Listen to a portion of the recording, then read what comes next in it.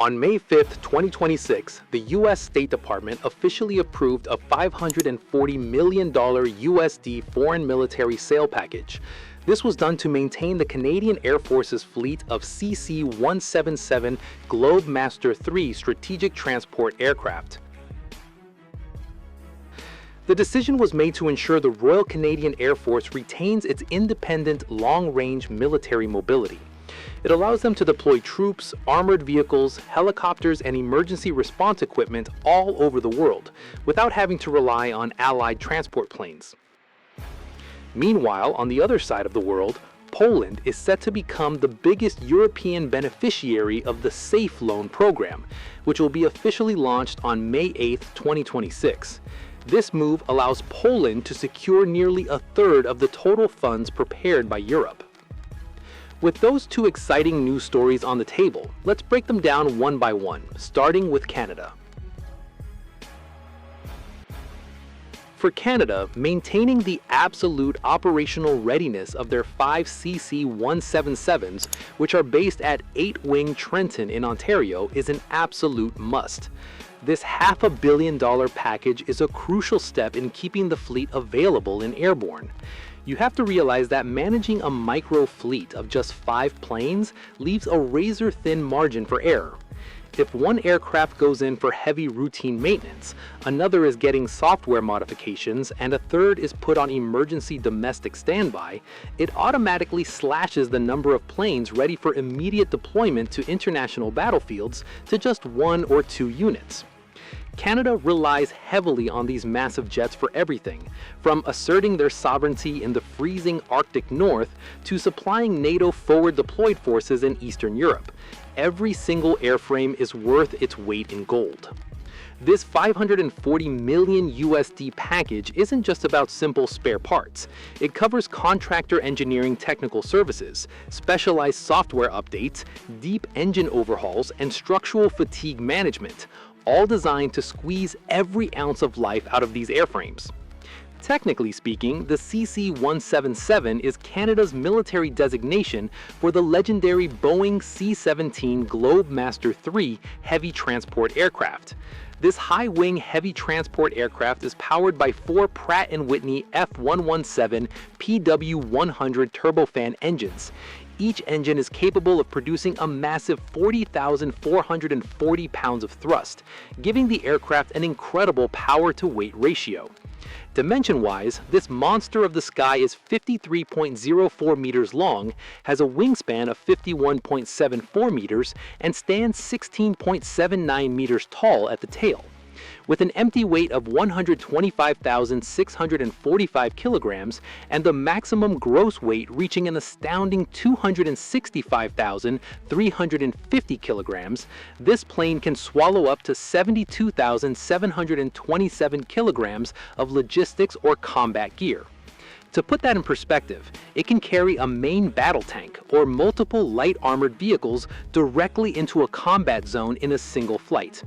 The Globemaster III cruises at speeds between 906 and 942 kilometers per hour, with an unrefueled operational range reaching 10,279 kilometers. It features a massive cargo hold, 26.82 meters long, 5.48 meters wide, and 3.76 meters tall. What makes this giant truly special is its tactical capability.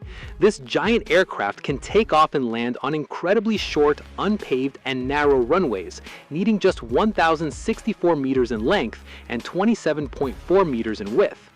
Its engines are equipped with thrust reversers, which push exhaust air forward and upward. This prevents the engines from sucking in dirt and debris and literally allows the aircraft to back up on the runway by itself.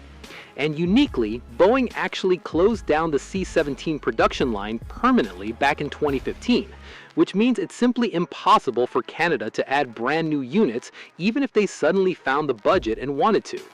They must protect the 5 units they have right now at all costs. Now, moving over to another continent, specifically in Eastern Europe, the European Commission has officially approved the first major loan agreement under the umbrella of the SAFE program, or Support to Accelerate Forces in Europe, for Poland. The historic agreement is scheduled to be signed in Warsaw on May 8, 2026. This will make Poland the largest single beneficiary in Europe's massive effort to strengthen its continental military posture. Out of the €150 billion safe endowment created by the EU, Poland is getting a giant slice worth €34.7 billion. That is nearly a third of the entire European defense fund. With this signing, Warsaw is projected to immediately receive an advance payment of around €6.5 billion right now in May 2026. The Polish government has clearly stated that this massive cash injection will be directly allocated to the Tarcza Wschód, or the Eastern Shield Defense Program. This is not just a political concept. The Eastern Shield is a multi-billion euro physical and electronic barrier stretching across Poland's borders with Belarus and the highly militarized Russian enclave of Kaliningrad. The funds will build anti-tank ditches, reinforce concrete bunkers, and the development of advanced anti-drone electronic warfare systems. It will also fund integrated air defense networks, long-range artillery, and the construction of strategic military infrastructure designed to physically block any land invasion.